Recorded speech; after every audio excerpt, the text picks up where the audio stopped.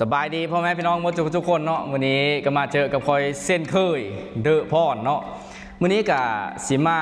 เปิดเจอเว้าเรื่องประวัติความเป็นมาของตัวเองเป็นนั่นเลยเนาะชีวิตความเป็นมาตั้งแต่เก่าเนาะตั้งแต่ตอนที่ยังอยู่บ้านแล้วก็ไปอยู่อำเภอแน่ไปเอสเพลแน่เรื่องเล่าแล้วต่างๆหลังจากที่จบม.7แล้วคอยก็ไม่ได้ไปเห็นต่ออยู่ซื่อเพราะว่าหนึ่งมากกะมีคอยได้มากการเห็นแน่แล้วก็อีกอย่างก็คือครอบครัวกับมีค่อยได้มีแน่นะก็คือการที่เห็นโตน่ะมันต้องได้เสือเงินจำนวนหลายเนาะต้องได้เงินหลายว่าจะเห็นต่อวิทยาลัยบ่เห็นต่อวิชาชีพผลต่างๆก็คือมันได้เสือเงินที่แบบค่อนข้างที่จะหลายนั่นเองนะซึ่งครอบครัวค่อยกับมีค่อยได้มีแล้วค่อยกับมีค่อยมากการเห็นแน่ก็คือต่อค่อยเห็นก็คือค่อยโตนเห็นตลอดในตอนนั้นค่อยก็เป็นคนที่มีค่อยได้มีเผลอหลายนะกะดิ้นเกมแต่ละมือก็ติดเกมเป็นคนติดเกมดิ้นเกมมืดมือมืดเว้นตอนนั้นยังไม่ทันแบบเผลอได้ยังไม่ทันถ่ายคลิปยังไม่ทันเผลอได้ทรงนั้นจะเป็นทรงปี 2019 เนาะและมีคนอยู่บ้านท่านเนาะก็เป็นพี่น้องอยู่บ้านท่านแล้วก็เคยไปเวโยงงานจีนอยู่เมืองเซโปนแล้ววันนี้เรามาบ้านแล้ววันนี้มาหาคนไปเวน้ำนะมาหาคนไปเวน้ำแล้วมาฮอดเทิร์นแหละกระถามว่าอันพ่อไม่ได้จะไปอันนั้นบ่ไม่ได้จะไปอันบ่อ่ะเป็นรปภย่ามอยู่โรงงานเจอยู่เซโปนนะอันนี้ก็ได้ยินก็เลยมีความสนเจอแล้วตอนนั้นดินเกมยังมีความสนเจอก็เลยลงมาถามว่านั่นเลยเริ่มต้นนอกจากบ้านครั้งแรกเนาะคือปกตินะค่อยนะจะมีค่อยได้ไปซะเลยค่อยจะเป็นคนที่อยู่บ้านตลอดเพราะว่าค่อยเป็นวัยรุ่นที่ไม่ได้กินเหล้าไม่ได้กินเบย์ไม่ได้สูบยาไม่ได้ลิ้นไผ่การพนันทุกชนิดค่อยไม่ได้แตะไม่ได้ตองนั่นเนาะก็คือค่อยเป็นคนที่อยู่เฮิร์นตลอดนะว่าง่ายๆกันในการไปครั้งนั้นนะปี 2019 เป็นการไปครั้งแรกของชีวิตที่ไกลบ้านที่สุดก็คือไปเมืองเซโปนกับเมืองนั้นกับติดกับเมืองวิระอะไรมันก็ติดเดียวแล้วมันก็ไม่ได้ไกลเดียวเรื่องหนาเนาะโซงค่อยไปยูฮันน่าจะเป็นเดือน7 เดือน8เนี่ยมันเป็นย่ามฝนเราค่อยไปตอนนั้นนะฝนตกโรงงานที่ค่อยไปสมัครนะมันเป็นโรงงานจีนมันเป็นโรงงานจีนมาเลยเป็นคนคุมมาแล้วก็คนลาวก็ได้อยู่แต่มีหลายคือตอนเข้าไปตอนแรกนะคือตอนที่อยู่โรงงานจีนนะมันเป็นเพลอที่แบบท้าทายขนาดเพราะอีกอย่างก็ไม่เคยไปไกลบ้านจากเธอนะไปแล้ววันนี้แบบเฮาผัดไม่เฮาเจอภาษาจีนแบบนี้นะแล้ววันนี้ของคนจีนเขาก็ทั้งหายทั้งด่าทั้งปอยทั้งจับเผลอกระทึกจนไม่ชื่อเจอเขาก็ด่าเขาก็ด่าเขาก็หายจนตอนนั้นจนน้ำตากันไหลหมดเลยตอนนั้นให้แล้วนะตอนนั้นคือแบบมันอุกเจอแห้งนะแต่ว่ามีคนว่าสิไปทั้งเลอมันไม่มีทางเลอแท้นะตอนนั้นนะเงินเดือนแรกอยู่ห้องงานนั้นก็คือ1,600,000เนาะประมาณนั้นเดือนแรก1,600,000คือเวจะค่อยตอนเป็นรปภเนาะมันจะมีอยู่3กะก็คือกะที่1เนาะ7 โมงเช้าหา3 โมงแรงกะที่2 3 โมงแรงหา11 โมงกลางคืนกะที่3 11 โมงกลางคืนหา7 โมงตอนเช้าและกะหนึ่งน่ะ5 มื้อเป็นเท่านึงสมมุติว่าค่อยเวเนาะ7 โมงเช้าหา3 โมงแรงนี่ไปประมาณ5 มื้อหลังจากที่ผ่านไป5 มื้อปุ๊บ3 โมงแรงหา11 โมงกลางคืนก็คือในการเนี่ยแหละมันมีความท้าทายแห้งเนาะไม่ว่าจะเป็นการโกดรถการย้างสำโรดโกดกาค่อยเป็นคนขี้ย้านนะย่านผีเป็นคนขี้ย้านผีแล้ววันนี้ไปโยฮันแล้วแบบได้ผู้เดียวนะก็คือการในตอนกลางคืนเนาะกะที่ค่อยแบบกะที่ค่อยแบบมีที่สุดก็คือกะที่ค่อยขี้ย้านที่สุดก็คือกะตอน11 โมงกลางคืน7 โมงตอนเช้าตัวนี้แหละเป็นกะที่แบบโคตรท้าทายเลยนะก็คือเนาะตอนกลางคืนนะเฮาจะย้างโกดกาสำรวจบริษัทมีหูจักหลายกิโลนะมันโคตรกว้างเลยบริษัทนะมันกว้างแบบย้างจนหลายชั่วโมงนะเพื่อจะมาหอบบอลเก่านะก็คือเวรปภในตอนนั้นก็คือต้องย้างสำรวจเนาะย้างสำรวจจากจุดย้างสำรวจจุดนี้เขาย้างไปปุ๊บขึ้นภูขึ้นป่าขึ้นดงแล้วก็มาจอดจุดเก่ามันต้องแบบนั้นเนาะต้องโกดกาเบิ้งโหนะคือว่าโกดกาหรือโกดกาก็คือมีคนเฮาบอมีคนตัดโหบอมีคนงัดเฮามาบอมีคนลักเคิงบอประมาณนั้นและการย้างก็คือย้างผู้เดียววันนี้นะย้างไปผู้เดียว ถือโคมมานึงถือไฟโคมมานึงย่างไปผู้เดียว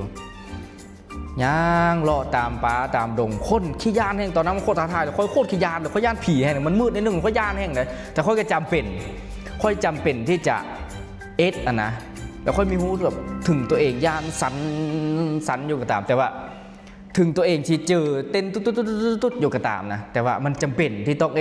ก็เลยฝึกตัวเองไปถึงย่านก็ต้องไปนะคือทางที่สามโลดเนาะมันเป็นดงมันเป็นผู้มันไม่มีบ้านคนไม่มีแสงไฟมีแต่เฮาผู้เดียวย่างไปแบบก็คือตอนที่ลำบากที่สุดก็คือย่ามฝนกับย่ามหนาวทั้งยานอนทั้งเพลือเนาะก็คือตอนย่ามฝนก็คือแบบนุ้งเสื้อกันฝนแล้วก็ย่างเลาะโกดคือเก่าแหละมีหูจักกิโลแล้วย่างนะจนเมยพอแหละจนแจ้งกันว่าย่างตอน3 โมงก็จนแจ้งจนฮอด6-7 โมง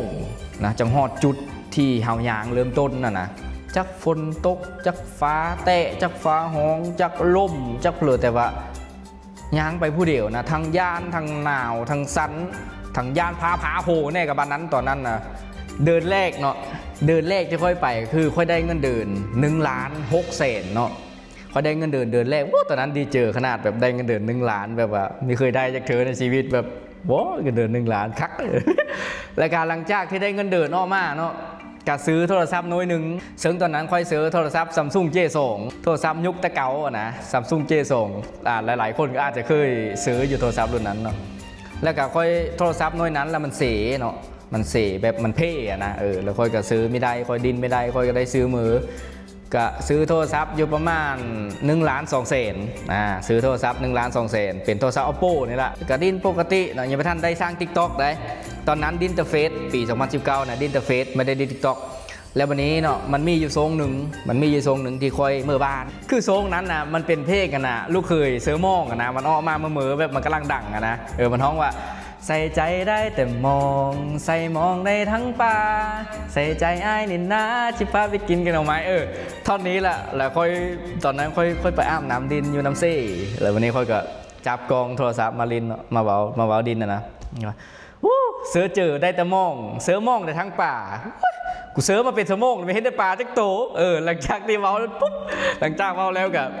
อัดลงเฟซเนาะอัดลงเฟซตอนโพสลงเฟซปุ๊บคนเบิ้งคนเบิ้ง100 200 300 400 500เอาไปมากไปที่5,000 วิววันนี้ป้าโคตรดีเจอขนาดเลย5,000 วิวแคปรูปลงสตอรี่เลยดีเจอแห้งตอนนั้น5,000 วิวแล้ววันนี้แบบยูเฟซมันก็ไปเนาะวันนี้แบบคลิปนั้นก็จะลบก็เสียดายนะและผ่านไปอีกช่วงหนึ่งเนาะค่อยได้เอาคลิปที่เคยลงเฟซนะมาลง TikTok ค่อยจะลบก็เสียดายแล้วค่อยเอาคลิปนั้นมาลง TikTok แล้ววันนี้เลิกเวะมาเนาะประมาณ7 โมงก็ไม่ค่อยได้เบิ้ง TikTok นะไม่ค่อยได้โกดนะแล้วมาประมาณ9 โมงเช้าเนาะหอด9 โมงเช้ากินข้าวกินเผลออาบน้ำเลยจะนอนนะ100,000 วิวคลิปตัวนั้นน่ะ100,000 วิวพ่อเบิ้งหลักโล100,000 วิวครับมือนั้นนี่บอกเลยว่าค่อยไม่ได้นอนเลยเนาะค่อย11 โมงกลางคืน7 โมงตอนเช้าค่อยไม่ได้นอนเลยโคตรดีเจอแห้งคนคอมเมนต์นี่ไลน์เอาแท้ว่าเป็นพันคอมเมนต์น่ะส่วนไลน์แล้วมันจะเป็นคนไทยเนาะมันจะมีคอมเมนต์ไทยแบบค่อนข้างที่จะหลายแบบคนไทยอีสานที่เขาเว้าภาษาผู้ไทยนะนั่นคือในการคลิปของค่อยก็คือค่อยจะมีคือผู้อื่นถ้าคอนเทนต์ตัวเลอที่คนอื่นแล้วนะค่อยจะมีตามคือความคิดค่อยตอนนั้นคือประมาณนั้นเนาะค่อยเว้าคำคมลง TikTok โคตรหลายเลยแหละคำคมนะลงทุกมื้อเลยค่อยลงคำคมนะเว้าคำคมนั้นคำคมนี้วันนี้กับชาวเน็ตหลายคนกับมักแล้วก็เซ่แล้วก็ลงเอาไปลงหั่นลงนี่แล้วก็เซ่เดียวนั่นนี้มันก็หรือมีคนเบิ่งหลายผู้ติดตามจากมือหนึ่งหลักพันเนาะมันก็ขึ้นมือละ100,000 คนติดตามค่อยนะมือละ10,000 คนมือละ4-5,000มือละ100,000ก็มีบางมือนะหลังจากนั้นค่อยก็คลิปไปเรื่อยๆคือค่อยอยู่หันประมาณ5 ปีเนาะคือปีแรกๆ2 ปีคือปีแรกปีที่2ปีที่3ค่อยไม่ได้ขึ้นเผาหลายค่อยก็ดิ้น TikTok แล้วก็ไปเนาะแล้วก็ค่อยฮอดปี2023ปี2023ค่อยเริ่มขึ้นหลายเนาะเพราะว่ามันค่อนข้างที่จะกดดันทั้งถือหายทั้งถือดาทั้งเงินเดินนี่แบบ เงินเดือนก็คือเดือนประมาณ3 ล้านนะเงินเดือนค่อยเอสเว5 ปีเงินเดือนค่อยจะหันเดือนถึง3 ล้านทั้งถือหายทั้งถือหรือแบบแต่ละมือก็เอสเวทั้งน้ำตานะบางเธอนะหัวหน้าหายหัวหน้าด่าแบบเอสเวแบบไม่ถือเจอในเรื่องกับด่าแบบด่าสมูสมาแล้วด่าโอ้ด่าแห่งคนจีนด่าหลายขนาดวันนี้ค่อยก็มานั่งคิดตัวเองโอ้เขาจะไปเป็นแต่รปภนี่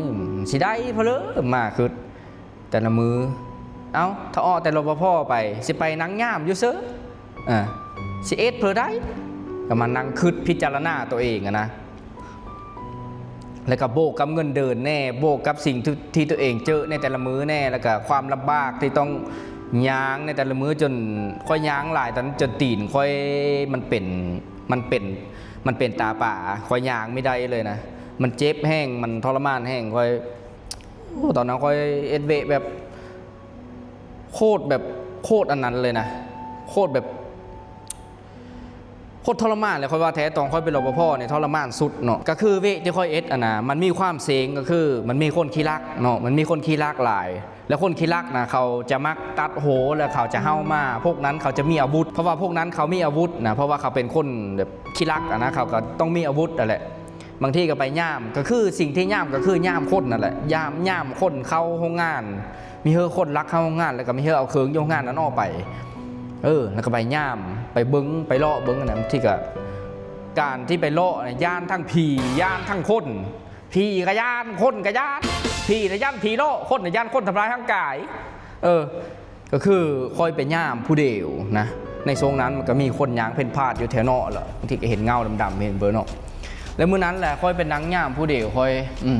เป็นย่ามหนาวลมพัดเย็นจ้อยเนาะคอยก็ไปนั่งย่ามแล้ววันนี้หัวหน้ากำกับว่าเจ้าห้ามไปเฉลยเด้อเจ้าอยู่นี่แหละสักพักหนึ่งเนาะอากาศมันเริ่มเย็นเริ่มพัดมาเริ่มเย็นโอ้ยพอยคนหนาวค่อยก็เริ่มลุกเริ่มยานเริ่มเพลินแล้ววันนี้แล้วก็ค่อยกับอดอยู่ทนอยู่เลยค่อยอดอยู่ทนยานจะเลิกอดเอาไฟโคมเนี่ยนะอย่ามืดเนาะไฟโคมอย่ามืดเยิงไปเยิงมาไฟก็อย่ามืดแล้ววันนี้แบบไปผู้เดียวได้วันนี้ลมพัดวอยลมพัดเสียงกกไม้เสียงงาไม้ตกคอยอยู่ไปอยู่มาเริ่มเย็นมาแล้วเนาะเริ่มเย็นมาเริ่มแบบเย็นจอยแบบคนลุกแห้งแล้ววันนี้ยืนอยู่นะเย็นชิน้อยเย็นแบบเริ่มมาแถวขาเนาะเย็นเริ่มพื้นมาแถวขานี่ขี้เฮสะทรงเนาะน้ำมันย้อยน้ำมันย้อยลงมาตอนนั้นคนเม็ดเลยนะขี้เฮสะทรงโอ้อันตรายก็เลยไปขี้ซะหัวหน้าจะหายก็หายมันหายแล้วอดไม่ได้หรอกขี้เฮคอยเอสเวย้างตีนเดียวลายเดินเนาะค่อยย้างตีนเดียวตีนเบื้องนึงค่อยลากไปค่อยลากตีนไปเบื้องนึงนะเพราะว่าแบบค่อยโคตรแบบพดหูใจค่อยโคตรแบบทรมานเจอเลยนะเพราะว่าค่อยตีนเบื้องนึงนะค่อยย้างไม่ได้แล้วหัวหน้าก็ไม่ได้สนนะว่าเจ้าสียางไม่ได้เลยเจ้าสียางได้เจ้าต้องเอสเวค่อยคนมันยางไม่ได้เนาะมันก็ต้องเจ็บยางตีนเดียวลากตีนเดียวไปตีนนึงก็เย็กไปเอสยุบลายเดินนะค่อยอดมาสิ่งตัวนี้แหละที่ค่อยอดไม่ได้ที่สุดก็คือหัวหน้าไม่ได้ความป่านี่ค่อยเลยเนาะหัวหน้าไม่ได้ความป่านี่ค่อยเลยค่อยเจ็บตีนเบื้องหนึ่งค่อยยางไม่ได้แล้วค่อยก็ต้องแล่นไปโกดรถและสิ่งที่แบบค่อยทรมานที่สุดก็คือค่อยยางเนาะมีหูจักกิโลมีหูจักหลายลักยางตีนเดียวกระเยกไปพักเวะก็ไม่ได้เอ้าเจ็บตีนก็ต้องได้ยางไปบัดนั้นค่อยตัดทินเจอเลยค่อยครอบออกเลยค่อยลักเมื่อบานเลยนะค่อยเมื่อไปบ่เฮิร์ดแล้วค่อยไม่กลับมาเลยนะค่อยแบบค่อยโคตรทรมานนะตอนนั้นค่อยว่าแท้ค่อยมันเป็นเพลที่แบบมันอยู่ไม่ได้แท้ๆนะคอยลักเมื่อเลยคอยแบบมีส่วนน้ำเพลเลยนะเมื่อนั้นคอยขี่รถจักรเมื่อไปขี่รถจักรแต่เซโปนมาหาวิละประมาณ2 ชั่วโมงนี่แหละคือมันทรมานแห้งเนาะสิ่งที่เฮาเจอแล้วค่อยจะว่าอีกอย่างหนึ่งในโซงที่คอยเอสเวเนาะในโซงที่คอยเอสเวก็คือ ไอเธออยู่หน้าเซตมาหาค่อยทรงที่ค่อยย่อนะทรงที่ค่อยกังวลเจอว่าค่อยย่อเวทรงนั้นค่อยกำลังอุกเจออยู่ละเห็นไอเธอเซตมาก็คือเรื่องไอเธอเนี่ยเนาะค่อยเป็น FC ลาวตั้งแต่ปีเลยแหละก็คือสมัยแต่เก่าก็คือค่อยเบิ้งคลิปลาวนะอยู่โทรศัพท์ยูนิเทลโทรศัพท์บีบปุ่มนะอันโทรศัพท์ยาวๆคล้ายๆคือโทรศัพท์ตั้งโต๊ะนะเบิ้งคลิปลาวอยู่หั่นแหละโลดทรงเดียวทรงผ่านบลูทูธก็คือค่อยเป็นแฟนคลับเป็น FC ลาวมาตั้งแต่หึงนะเนาะค่อยกับมีเคยได้เจอลาวจากเธอแล้วค่อยกับหวังว่ามื้อนึงก็จะได้แบบเห็นลาวนะแล้วมื้อนั้นค่อยกับอยู่ห้องพักกำลังกินข้าวเนาะเดี๋ยวมายุเห็นเซตติ้งมาเห็นเซตติ้งมาเนาะเผื่อเซตมาวะคำขอข้อความได้เพราะว่าไม่ได้เป็นเพิ่นเดียวกับเราเดเห็นเซตติ้งมาเข้าไปเบิ่งเธออยู่หน้าถามเขาแท้ว่าสู่แท้เอาโทรศัพท์ถามเขาแท้บอกไอ้เธอแท้ว่าสู่แท้บอกเขาว่าแม่นแล้วคือในทรงนั้นน่ะเราติดต่อมาจะเป็นพระเอก MV เพลงย่านมีสมแล้วก็ได้เซตหาเดียวนั่นนี่โคตรดีเจอแล้ววันนี้แอดเล่าไปแล้วก็เป็นเพิ่นเดียวกับเราเนาะตอนนั้นโคตรดีเจอแห้งแบบแบบมีคิดมีฝันว่าละสิเซตมานะแบบทำก็เป็น FC มาหลายปีไม่เคยเห็นตัวจริงไม่เคยได้โฮมงานนั่นนะแบบมันโคตรดีเจอมันโคตรแบบเป็นเพลย์ที่แบบดีเจอแห้งนะตอนนั้นค่อยกะเวมาตัวที่ค่อยเล่าไปก่อนหน้านี้ก็คือค่อยเวมาอยู่บ้านมีหึงทะเลกะค่อยก็ได้เซตหาเล่าและแต่ละมื้อค่อยก็ถามเรื่องนั้นเรื่องนี้บางทีก็เซตดินนำหลังจากที่ค่อยออกจากโรงงานบริษัทที่ค่อยก่อนหน้านั้นค่อยก็อยู่บ้านแล้วมื้อนึงค่อยก็เซตหายเถอะค่อยก็เซตหาว่าอันน่ะคันจะไปยูน้ำนี่ได้บ่จะไปยูน้ำไปเวน้ำเพลอก็ได้แล้วก็เราว่าจะเป็นเพลอกะมายูน้ำนะโอ้ตอนนั้นแบบโคตรดีเจอเลยเนาะแล้วก็เก็บของตอนประมาณเดือน7 ปี 2023 วันที่8เนาะที่ค่อยไปหาไอเธอเป็นครั้งแรกคือในทรงที่อยู่กับไอเธอเนาะเป็นเพลอที่แบบค่อยได้ฝึกฝนล้อหลอมตนเองแล้วก็เล่ากับแบบเบาสอนแต่ละมื้อแล้วก็เว้าเรื่องนั้นเรื่องนี้ให้ฟังนะค่อยก็ถามแล้วก็เล่าคือตอนนั้นนี่ความคิดค่อยนี่เปลี่ยนเลยนะตอนที่ค่อยอยู่นำไอเธอความคิดค่อยจากที่แต่เก่าเป็นอันนี้นะแล้วก็มาอยู่น้ำเล่าแล้วก็โบแล้วก็สอนแล้วก็เว้าสิ่งต่างๆถึงเราไม่ได้สอนตรงๆก็ตามนะแต่เล่าเว้าสิ่งที่แบบค่อนข้างที่จะเป็นความจริงถึงมันจะเฮาฟังแล้วมันอาจจะไม่ถือเจอเฮาก็ตามแต่ว่ามันเป็นความจริงค่อยกับฮับฟังก็คือมีโซ่หนึ่งเนาะค่อยมาอยู่น้ำเล่าตอนนั้นค่อยก็ขึ้นว่าค่อยกระท้ายเก่งแล้วค่อยก็ว่าค่อยกระท้ายเป็นแล้วค่อยจะแล้วจับกองไงจับกองให้อายเนี่ยก็จับกองไปแล้วก็คือเราก็เอากองหน่วยหนึ่งกองเป็นกองโซนี่เซตวีวันเป็นกองเราแต่เก่าที่เราใส่แบบถ่ายวอล์กถ่ายคลิปเนี่ยนะลง YouTube ลงเพลินนะเราก็เอากองตัวนั้นมาค่อยเสือเนาะค่อยก็เลยเอากองตัวนั้นไปฝึกถ่ายแล้วก็ถ่ายให้เล่านั่นนี้แล้วเรามาเบิ้งแบบมุมกองแต่ว่าไม่ได้มุมกองไปนี่ขัดว่าภาษาบ้านๆก็คือมุมกองโง่ๆหนุ่มเอาตีนท้ายว่าเราว่าแห้งนะแต่ว่าเราว่าคันตัวจะหูตัวจะเป็นนะตัวไม่ต้องเครียดแต่ถ้าตัวเครียดตัวไม่เป็นหรอวะแล้วค่อยกับแบบมาคืดได้ว่านั่นแหละมาคืดบางทีว่าเขาว่าถือได้มุมกองมันไม่ได้แต่คนปรับปรุงตัวเองเลยค้านั้นมาค่อยเริ่มแบบพัฒนาตัวเองเนาะ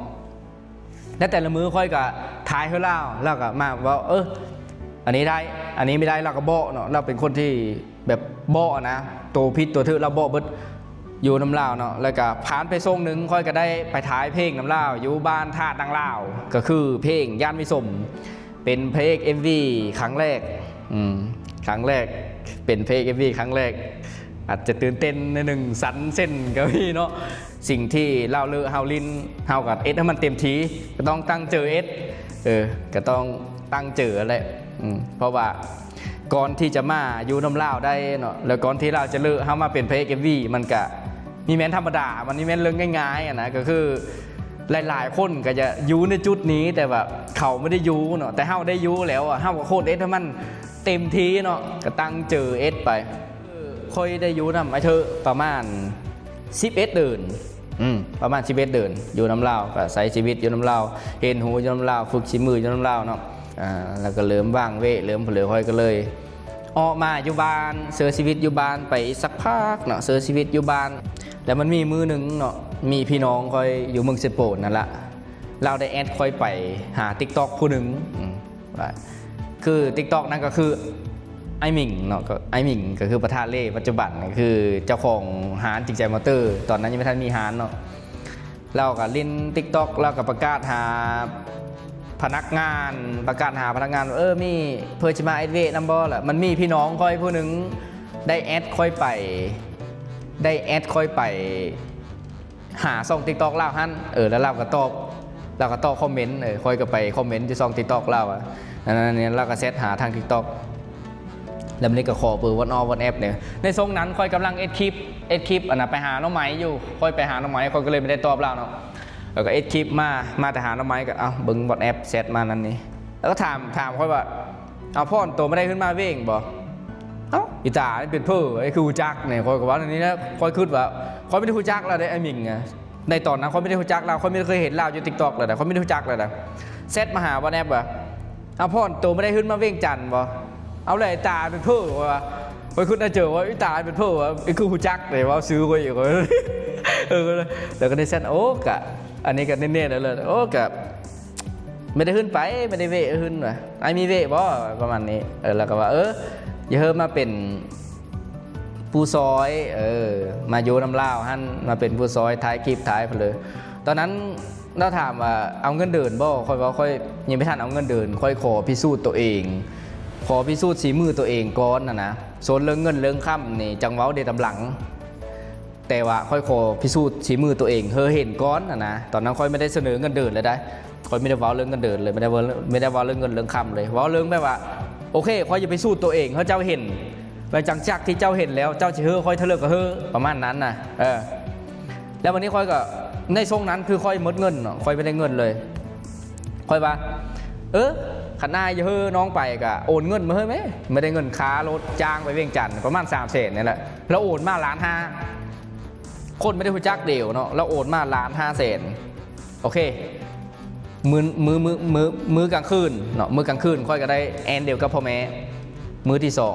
2ค่อยมาเลยค่อยมาเวียงจันทร์เลยวันที่8ค่อยมาเวียงจันทร์ค่อยก็ได้มาฮอดเวียงจันทร์ปุ๊บค่อยก็มาหาเราอยู่ห้องแฮมนั่นนี่ล่มกันนะปุ๊บนั่นนี่ตอนนั้นยังไม่ท่านมีฮานจิงใจมอเตอร์เนาะตอนนั้นยังไม่ท่านได้ฮานตอนนั้นนะเล่ากับเอสเวของเล่าแหละแต่ยังไม่ท่านได้ฮานมาล่มกับเรามาโยกับเราคือหน้าที่ค่อยหลักๆก็คือมือกองเนาะตัดคลิปถ่ายคลิปแต่งรูปแล้วก็ตัดต่อลงคลิปเพลอต่างๆค่อยจะเป็นคนเอสเท่าเราทั้งหมดในตอนนั้นในยุคนั้นค่อยกับเอสหน้าที่ของค่อยไปแล้วยุไปประมาณทิศหนึ่งแล้วก็มีผู้หนึ่งมาอีกซื้อทรายเนาะมาแต่เสียงขวางนั่นก็เป็นผู้ซอยผู้หนึ่งตอนแรกก็คือเริ่มน้ำกันมา3คนเนาะก็คือมีไอหมิงมีค่อยแล้วก็มีครบผู้หนึ่งเนาะซื้อทรายมานำเฮ็ดมานำเดียว3คนยังไม่มีพนักงานยังไม่มีเพลอนะค่อยเกตหน้าที่ของค่อยไปตัดคลิปถ่ายคลิปไอหมิงเล่าก็เฮ็ดโทษที่โทษแดดเล่าแห้งเฮ็ดเวหลายทรายก็แห้งหลายทรายก็ล้างรถล้างล่างจัดรถจัดล่างแต่ละมือเวเอกสารหลังจากที่ตั้งฮานแล้วเฮาที่เฮาทางแล้วก็เริ่มรับพนักงานมาเนาะเริ่มมีพนักงานเริ่มมีเซลล์ขายหลังจากนั้นก็เฮ็ดมาเลยจนฮอดปัจจุบันนี้เนาะกับปัจจุบันนี้ก็เริ่มมีพนักงานหลายกว่าประมาณ10 คนแล้วล่ะ